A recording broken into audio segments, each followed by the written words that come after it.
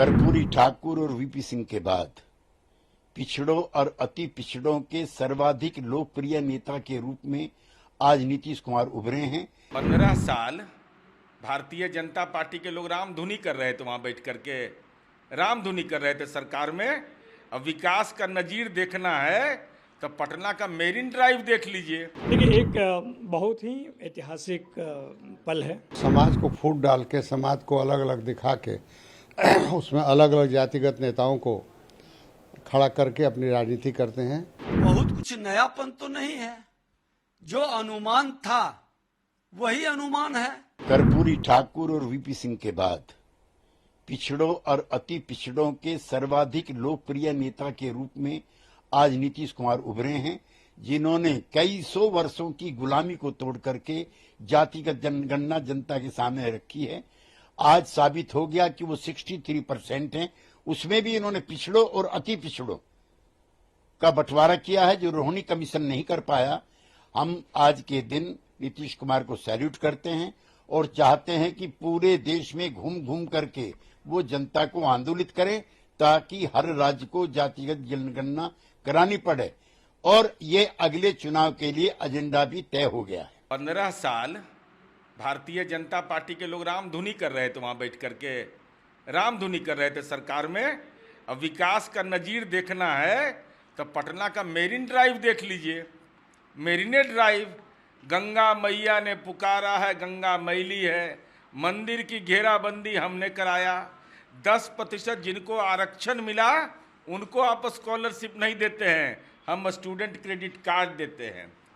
तो हमने तो करके दिखा दिया, लेकिन कृपा करके आप माननीय गिरिराज सिंह जी बता दीजिए कि कितने सनातन धर्म के मंदिरों की घेराबंदी किया, कितने सनातन धर्म मानने वाले नौजवानों को रोजगार दिया, कितने सिखाधारी को आपने समाज में जीवन स्तर उनका बेहतर बनाने के लिए मकान दिया।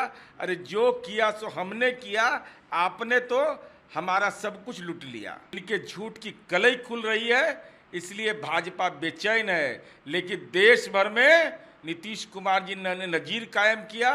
देश में सामाजिक आर्थिक जनगणना कराना होगा और इसके खिलाफ देश में व्यापक गोलबंदी की जाएगी। देखिए, एक बहुत ही ऐतिहासिक पल है और इसलिए है कि आधी आबादी, लगभग आधी आबादी 52% मंडल कमीशन को अगर माना जाए तो उस आबादी के विषय में चिंताएं लगभग 6-7 दशक से चल रही थी।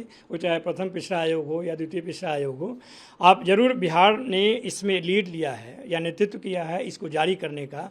और उस मामले में भी ऐतिहासिक है कि ज़रूरत तो पूरे देश को है, लेकिन देश की सरकार ने जब मना कर दिया, मिन्नत करने के बाद, 2 बार सर्वसम्मति से पारित कराने के बाद विधानमंडल में सर्वदलीय शिष्टमंडल के मिलने के बावजूद भी अगर केंद्र सरकार ने मना किया तो बिहार सरकार ने तय किया, पैसा नहीं दिया, फिर अपना पैसे के बल पे भी उस कराया और 2 चरणों में कराकर एक बहुत ही वैज्ञानिक डेटा को इकट्ठा करने का प्रयास किया है, जो कि सरकार के लिए नियम बनाने में, नीतिगत फैसले लेने में उसके नियत का पता चलेगा कि वाकई में जो पिछड़े दलित पिछड़े लोग हैं उनके विकास का एक मापदंड तैयार किया जा सकता है। इसकी तो एक्सपेक्टेशन पहले भी था कि नीतीश कुमार की तिगड़ी जो है वो मानेगी नहीं, क्योंकि उनके राजनीति का आधार ही जातिगत बेस पर है और समाज को फूट डाल के, समाज को अलग अलग दिखा के उसमें अलग अलग जातिगत नेताओं को खड़ा करके अपनी राजनीति करते हैं।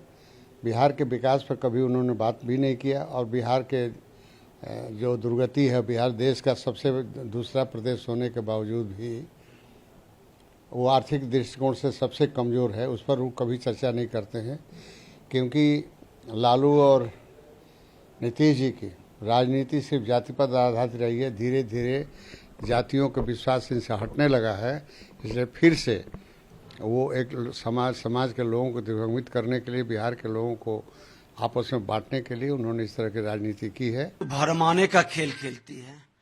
आज सिपाही भर्ती में जिस तरह से बच्चों के प्रतिभा को दबा कर करके और पेपर लीक का पूरी कहानी जनता के सामने आनी चाहिए, इसकी उच्च स्तरीय जांच होनी चाहिए। ये मामला को दबाने के लिए क्या क्या स्वरूप लाते हैं और आज इनका मामला पूरी तरह से करप्शन और भ्रष्टाचार का शिकार ये बड़े भाई छोटे भाई की मानसिकता है। देखिए, जातीय जनगणना का पूरा रिपोर्ट आएगा, अध्ययन के बाद मैं बताऊंगा। बहुत कुछ नयापन तो नहीं है, जो अनुमान था वही अनुमान है। ये जो एक लगा रहे थे कि बड़ी चमत्कार, बड़ा बदलाव, अरे सबको जानकारी है जो आप बता रहे हैं वो लगभग डाटा आंकड़ा तो सबको पता है। हाँ, कुछ जब आएगा अति पिछड़ा का या पिछड़ा का डिटेल एरिया वाइज, तब पता चलेगा कि गणना का सच्चाई क्या है।